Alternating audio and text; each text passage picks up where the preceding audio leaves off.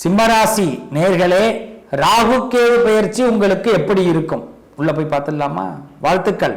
April மாதம் 26ஆம் தேதி முதல் 18 மாசம் உங்களை ராகு கேது லாக் பண்ண போறாரா இல்லை ரிலீஸ் பண்ண போறாரா?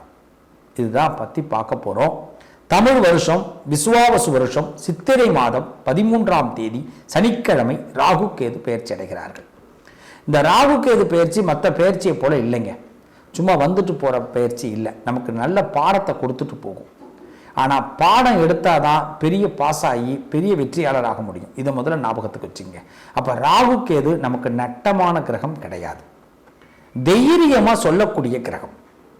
ராகு கேதுவால் ஒருத்தவன் வெற்றி பெற்றிருக்கிறானே தவிர தோல்வி அடைந்தவன் கிடையாது.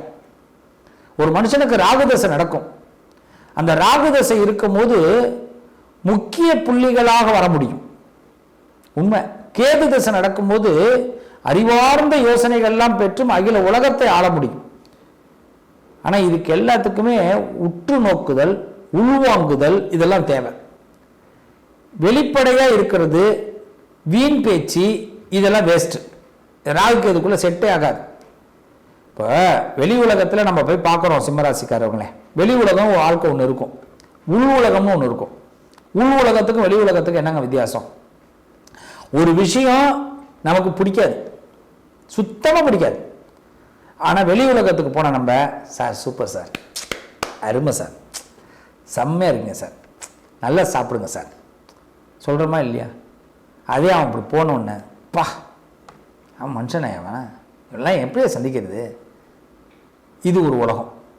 உள் உலகம் எனக்கு இது நியாயமாக இருக்குங்க, அவன் எனக்கு தப்புன்னு சொல்கிறாங்க, அதை எனக்கு இது கரெக்டாக இருக்குங்க, அது எப்படிங்க அவன் தப்புன்னு சொல்லலாம்? இது உள் உலகம். இந்த ரெண்டு உலகம் நம்ம வாழ்க்கையில் நிறைய இடத்துல நம்ம சந்திக்க வைக்கும். அதில் என்னென்னா, ரெண்டு உலகத்திலையும் சக்ஸஸ் பண்ணணும் அப்படின்னா ரெண்டு உலகத்திலையும் நடிக்கணும். உள் உலகத்தில் நாம் பேசுகிறத நாசுக்காக அவனுக்கு புரிய வைக்கணும். வெளி உலகத்தில் நடக்கிற விஷயத்த நம்ம மனசுக்கு நாசுக்காக புரிய வச்சுக்கணும் இல்லையா? இல்லைன்னா மனசு என்ன பண்ணும்? அதுதான் குழப்பி விட்டு போயிடும். அப்போ இந்த ராகு கேது என்ன பண்ண போகிறாரு? 7ஆம் இடத்திற்கு ராகு வருகிறார். சிம்மராசிக்கு ராகு 7th பிளேஸ், கேது ஜென்மத்துக்கு வருகிறார். ஏற்கனவே இந்த இல்லற வாழ்க்கையில் பெரிய சிரமத்துக்குள்ள இருக்கிற ராசியில் முதல் இடம் ராகு கேது கொண்டிருக்கிற இப்போ சிம்ம ராசி தான். எப்பயுமே சிம்ம ராசிக்கு இல்லறத்துக்கும் ஏக பந்தம். ஒரு பொண்டாட்டிக்கிட்ட போய் புருஷன் வந்து சிம்மராசியாக இருக்காருன்னா அன்பா அல்வாவும் பூவும் வாங்கிட்டு போய் கொடுத்தாலே சாமிகிட்ட போட்டுன்னு சொல்லிடுவாங்க. புருஷன் அதே மாதிரி சரி மாமா தேட்டருக்கு போகலாம், படம் பார்க்க போவோம் அப்படின்னு மனைவியை கூப்பிடுறாங்க அப்படின்னா இன்னைக்கு என்ன அக்கறை உங்களுக்கு அப்படின்வாங்க. என்னம்மா நான் வாங்கி கொடுக்கலனாலும் திட்டுறேன், இன்னைக்கு நான் வாங்கி கொடுக்குறேன், இப்போ என்ன அக்கறைங்கிற, நான் இப்போ என்ன பண்ணுறது அப்படின்னு அது மாதிரி ஆகிடும் இந்த வீட்டுக்காரர்கள், ஹஸ்பண்டோட நிலைமை. சரி, மனைவியோட நிலைமை எப்படி இருக்கு? சிம்மராசியில் பிறந்துட்டாங்க அப்படின்னா அவங்களுக்கு ஞானம் நிறைய வரும், உண்மையை சொல்லுவாங்க. ஏங்க இந்த இடத்துல இப்படி பேசாதீங்க, மான மரியாதை போயிடணும், உனக்கு தெரியுமா இதெல்லாம் அப்படின்னு வீட்டுக்காரர் திருப்பிட்டு பேசுவார். நீ அனுபவிச்சுட்டு வந்தால் தானே தெரியும் அப்படின்னு இந்த அம்மா மனசுக்குள்ள சொல்லிடும். ஆக சிம்ம ராசிக்கும் கல்யாண வாழ்க்கைக்கும் ஏகம், அதாவது பார்த்தீங்கன்னா ஏகம்னா ரெண்டு பேரும் எதிரியாக தான் இருப்பாங்க. இதில் எங்கேயோ ஒன்று ரெண்டு நல்லா இருக்கும். அது எங்கன்னா அந்த வீட்டில் இந்த பிள்ளைங்க பிறந்ததுனால அந்த பிள்ளைங்க ராசியால் அந்த ஹஸ்பண்ட் ஒய்ஃப் ஒட்டிக்கிட்டு இருப்பாங்க. பெரும்பகுதி சிம்மராசிக்காரர்கள் வீட்டில் ஹஸ்பண்ட் ஒய்ஃப்னாலே ப்ராப்ளம். இன்னொன்று என்னன்னா, ஒரு முக்கியத்துவமே வராது. நம்ம வீட்டிலே ஒரு முக்கியத்துவம் கிடைக்கலன்னா வெளியில் எங்கெங்க முக்கியத்துவம் கிடைக்கும்? நம்ம முக்கிய நம்ம தத்துவத்தை வெளியில் சொன்னாலும் முக்கிய தத்துவம் கிடைக்காது. அதான் முக்கிய சொல்றது, முக்கிய இல்லையா? கரெக்டு தானே பேசுறது? அப்போ சிம்மராசிக்காரர்கள் வீட்டிலேயே அவங்களோட ஓட்டு டெபாசிட் போயிடும். அப்போ இப்போ தான் நான் முன்னாடி சொன்னதெல்லாம் இதுக்கு தான் சொல்றது, உள் வாழ்க்கை வெளி வாழ்க்கை. இப்போ ரெண்டு இடத்துல இந்த ராகு என்ன பண்ண போறார், கேது என்ன பண்ண போறார்? 7ஆம் இடத்துக்கு இந்த ராகு வர்றதுனால இன்னும் கொஞ்சம் கூடுதலாக சிம்மராசிக்காரர்கள் தன்னை கவனித்துக் கொள்ள வேண்டும். முக்கியமா யாருக்காகவும் ஜாமீன் போடாதீங்க, யாருக்காகவும் ஒரு இரக்க குணப்பட்டு உதவி செய்யாதீங்க. யாரோ செய்கிற தப்புக்கு சிம்மராசி தண்டனை அனுபவிக்கக்கூடிய வாய்ப்பு கூட உண்டாகும். அது முக்கியமா ஃபினான்ஷியல் ஸ்டேட்டஸ்ல கவனமா இருங்க. நீங்க எவ்வளவு பெரிய கோடீஸ்வரரா இருக்கலாம், கோடிக்கு அதிபதியா இருக்கலாம், இல்ல குட்டிச்சோரல இருக்கலாம், யாராக இருந்தாலும் சரி, ஃபினான்ஷியல் ஸ்டேட்டஸ் வரும்போது பணம்னும் போது 10 அடி தள்ளி வைங்க. கையெழுத்து யாருக்கும் போடாதீங்க, பாவம் பார்க்காதீங்க, பரிவு காட்டாதீங்க. ஏன்னா தண்டனை பெறக்கூடிய வாய்ப்பு உண்டாகும். யாரோ பண்ற தப்புக்கு நாம தண்டனை பெறக்கூடிய நேரம். புரியுதா? அதாவது என்னைக்கு தன்னை நாம மீறும் பொழுதுதான் நமக்கு தண்ணி வருதுங்க. இந்த தண்ணியை ஒரு அணை போட்டு தடுக்கிறான். ஏன் தடுக்கிறான்? அது மாட்டு தண்ணி வீணா போயிடுமே அப்படின்னு. அது மாதிரி தன்னையும் ஒரு அணை போட்டு தடுக்கலைன்னா தண்டனை பெறுவோம். வார்த்தையை நல்லா கவனிச்சிங்க. இந்த தண்டனைக்கு அவ்வளவுதான் வார்த்தை. தன்னை அணை போட்டு தடுக்கணும். அதுக்கு முதல்ல நமக்கு இந்த கெப்பாசிட்டி வேணும். நான் இந்த இடத்துல இதை பேசலாமா, பேசக்கூடாதா, இந்த இடத்துல இந்த செயலை செய்யலாமா, செய்யக்கூடாதா அப்படின்னு எனக்குள்ள ஒரு அணையை நான் ஏற்படுத்தலைன்னா எனக்கு தண்டனை உறுதி. இப்போ பாயிண்ட் புரியுதா? இதை தான் மைண்ட்ல ஏற்றிக்கணும். இப்போ சிம்மராசிக்காரர்கள், ராகு உங்களுக்கு தண்டனை கொடுக்க மாட்டார். நீங்களே உங்களுக்கு அணை போட்டுக்கலைன்னா தண்டனை உருவாகும். அப்ப பார்த்து பழகுங்க, அவ்வளவுதான். பார்த்து பேசுங்க, பார்த்து யோசிங்க. ஜபாத் போடாதீங்க, கையெழுத்து போடாதீங்க. அது உறவா இருக்கட்டும், சொந்தமா இருக்கட்டும், அதிகாரமா இருக்கட்டும், வாக்குறுதிகள் கொடுக்காதீங்க. போற போக்கில் செஞ்சுக்கலாம். பஸ்ஸில் கண்டக்டர்லாம் சொல்லுவார், பார்த்துருக்கீங்களா சார், 2 டிக்கெட் கிடைக்குமா சார் அப்படின்னு. அவங்களுக்கு என்ன பண்ணுவாங்கன்னா, முன்னாடி 2 சீட்டை மட்டும் அந்த கண்டக்டர் டிரைவர் ஒதுக்கி வச்சுருப்பாங்க. இந்த எல்லா டிராவல்ஸ்லையுமே இருக்கும். அவங்க சொல்லுவாங்க, இருங்க வெயிட் பண்ணுங்க பார்ப்போம். இல்லைன்னு சொல்லிட்டாங்கன்னா சுத்தமாக இல்லைன்னு அர்த்தம். வெயிட் பண்ணுங்கன்னா கண்டிப்பாக கொடுப்பாங்கன்னு அர்த்தம். இவ்வளவுதான். இந்த பிளானை நம்ம தெரிஞ்சுக்கணும். இப்போ அடுத்தது கேது. இவர் 7க்கு போறாரா, அதனால என்னன்னா வெறும் செலவு பண்ணா கூட, யாரு? ராகு பகவான்.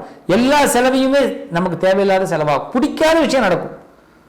10 ரூபா பண்ற செலவு 50 ரூபாய்க்கு பண்ற மாதிரி இருக்கும் சிம்மராசிக்கு. இந்த 18 மாசம் இந்த ஆள் பண பிரச்சனையை ஏற்படுத்துறாரு. பணத்தை நம்ம கடன் வாங்கி கொடுக்குற மாதிரி கொண்டு போறார். அதனாலதான் சொல்றேன், யாருக்காகவும் நம்ம வாழ வேண்டாம், நமக்காக வாழும். இதுதான் என்னுடைய கருத்து. இதையெல்லாம் எப்படி எதிர்கொள்றது? அப்படிதான் எதிர்கொள்ளணும். அதுவும் இந்த படம் எடுக்கிறவங்க ரொம்ப முக்கியம். தயாரிப்பாளர்கள் நிலை, இந்த சிம்மராசியில பிறந்தீங்கன்னா கவனமா இருங்க, தயாரிப்பாளர்கள் நிலை. அதே மாதிரி பார்த்தீங்கன்னா இந்த சிம்மராசிக்காரர்களை தொழில் வல்லுநர்கள் கவனமா இருங்க, அரசியல்வாதிகள் கவனமா இருங்க. வார்த்தைகளை பார்த்து பேசுங்க, செலவு அதிகமாக போற மாதிரி இருக்கும், கவனமா இருங்க. அடுத்தது, இந்த ராகு நமக்கு சப்போர்ட் பண்றதுக்கு என்னங்க பண்ணலாம்? சிவ வழிபாடு அதிகமாக பண்ணுங்க. முடிஞ்சதுன்னா பிரதோஷம் சிவன் ராத்திரியில சிவனை அதிகமாக வழிபாடு செய்யுங்க. சிவன் ராத்திரியில வில்வ அர்ச்சனை பண்ணுங்க. சிம்மராசிக்காரர்கள் லாபத்தை கொடுக்கும். கேது பகவான், இந்த கேது பகவான் நமக்கு 2 விஷயத்தை கொடுக்கிறார். அவர் ஜென்மத்தில் வரார். இந்த ஜென்மத்தில் கேது வந்தாலே தேவையில்லாத பொறுப்புகளை நாம் சுமக்க வேண்டிய கட்டாயம். என்னைக்குமே பொறுப்பு சுமந்தாதாங்க நம்ம பெரிய ஆளு. ஒரு பொறுப்புல இருந்தாதான் அவர் அந்த பொறுப்புல இருக்காருங்க அப்படின்வாங்க. அவர் பெரிய ஆளுங்க, மனிதர்.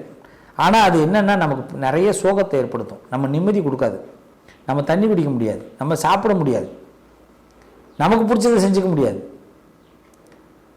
புரியுதுங்களா? அப்ப இந்த கேது ஜென்மத்துல வரும்பொழுது நமக்கு என்னன்னா, நம்ம மைண்ட் ஒரு பிரவேசியை தேடும், அது இந்த உலகம் கொடுக்காது. அப்ப நீங்க சோகத்துக்குள்ள போகக்கூடாது. அப்ப உங்களுடைய புத்தி தடுமாற்றம் ஏற்படக்கூடாது. இந்த கேது ஜென்மத்துல போகும்போது நமக்கு சூழ்நிலைகளுக்கு ஏற்ப நம்மளுடைய மூளை வேலை செய்யாததுனால நம்ம சில இடங்கள்ல ஓவரா பேசிடுவோம், ஓவரா ஒரு விஷயத்தை இறங்கிடுவோம். நம்ம வார்த்தையை நமக்கு எமனா போய் நிற்கும். Please note this point. இதுதான் சிம்ம ராசிக்காரர்கள், உங்களுடைய புத்தி அம்சம் சில சோகத்தை உண்டாக்கும். எப்படின்னா, இந்த சூழ்நிலைகளை நாம புரிஞ்சிக்க முடியாம நம்ம தவிப்போம். ஏன்னா நமக்கு நல்ல ஞானம் இருக்கும், ஆனா சூழ்நிலைகள் பார்த்தீங்கன்னா நமக்கு அந்த இடத்துல கைதியா இருக்கணும். எவ்வளவுதான் பெரிய அறிவாளியா இருந்தாலும் 10 முட்டாள்கள்கிட்ட போகும்போது அறிவாளியா காட்டிக்கலாமா? காட்டிக்க கூடாது. இந்த குரங்கு கதை பார்த்துருக்கீங்களா? சிம்பிளா புரிஞ்சுக்கிங்க சிம்மராசிக்காரர்களே. இந்த குரங்கு கிட்ட ஒரு பொருள் ஒன்று இருக்குன்னா அந்த பொருளை வாங்குறதுக்கு என்ன பண்ணுவாங்க பார்த்துருக்கீங்களா? அவங்க ஒரு பொருளை தூக்கி எறிவாங்க. முதல்ல குரங்கு என்ன பண்ணி எடுத்து வச்சுக்கும், எல்லாத்தையும் எடுத்து வச்சுக்கும். அப்புறம் திரும்பி என்ன பண்ணுவாங்க, அதே மாதிரி பிளான் பண்ணி தூக்கி போடுறதுல தான் அந்த பிளான் என்ன ஆகும்னா குரங்குக்கு புத்தி மாறி அது இருக்கிற பொருளை திரும்பி தூக்கி போட்டுரும். இவ்வளவுதான். நம்ம சில குரங்குகள்கிட்ட நம்ம இருக்கிறதா நினைச்சுக்கணும். வானரங்களோடு வாழ்வதாக நினைத்துக் கொள்ள வேண்டும் சிம்மராசிக்காரர்கள். இந்த 18 மாதம் கேது பகவான் நம்மளை வானரங்களோடு வாழ வைக்கிறான்னு நினைச்சுக்கணும். வானரத்துக்கு புத்தி கம்மி, நமக்கு புத்தி அதிகம் மனுஷனுக்கு. இப்ப பிளான் முடிஞ்சு போயிடுது. இதே நீங்க இந்த ஞானம் வரலைன்னா வானரத்தோடு சண்டை போட்டுக்கிட்டு இருப்பீங்க. அது வாழ்நாள் முழுக்க நமக்கு வெற்றியை கொடுக்காது, விரயத்தை கொடுக்கும், சோகத்தை கொடுக்கும். புத்தி குறைவினால் நாம கெட்டவர்களாக மற்றவங்களுக்கு காட்சி அளிப்போம். உண்மையிலே நாம நல்லவங்க, சிம்மராசிக்காரங்க உண்மையிலே நல்லவங்க, நியாயம் தெரிஞ்சவங்க, நல்லா பேசுறவங்க, என்னை பொறுத்த வரைக்கும் இப்படிதான் வாழணும்னு ஒரு கௌரவத்தை மேம்படுத்தக்கூடியவர்கள். இந்த முடியாதுங்கிற வார்த்தையே சிம்மத்திட்ட கிடையாது. நம்மளால முடியும் நம்பிக்கை உடையவர்கள். ஆனா இந்த வானரங்களோடு வாழும் பொழுது வானரம் நம்மள புத்தி இல்லாதவனாவே காட்டும். அதுங்களோட வாழ்ந்து பழகி அவங்களை வீழ்த்துவதுதான் இந்த 18 மாதம் உங்களுக்கு கொடுக்குற டாஸ்க். இப்ப புரியுதா? நெகட்டிவே பேசாத இவரே இவ்வளவு நெகட்டிவா சொல்றாரு நிறைய பேர் நினைப்பாங்க. நான் சொன்னது எதுவுமே நெகட்டிவ் இல்லை, எல்லாமே பாசிட்டிவ். நெகட்டிவ் வரக்கூடாதுங்கிறதுக்கு பாசிட்டிவா பேசிட்டு இருக்கோம். நம்மளோட எண்ணம் அவ்வளவுதான். மனுஷனோட வாழ்க்கை நினைச்சாதானுங்க பிரச்சனை. நம்ம வானரத்தோட வாழ்க்கை நினைச்சிட்டு போயிடுவோம்.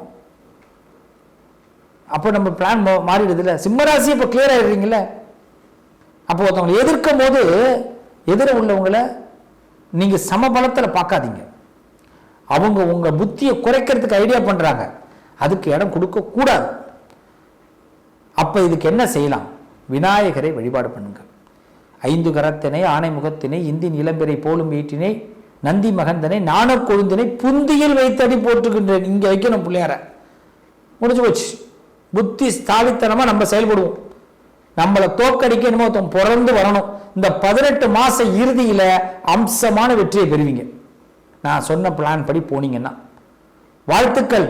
நிச்சயம் இந்த 18 மாதம் உங்களுக்கு சவால்கள் தான். இந்த சவால்களை சமாளிக்கக்கூடிய அற்புதமான சக்தியை துர்க்கை, சிவன், விநாயகர் உங்களுக்கு கொடுக்க போறார். வாழ்த்துக்கள். நல்லதே நடக்கும். எப்பேற்பட்ட சதியையும் நாம் வெல்வோம் நம் மதியால்.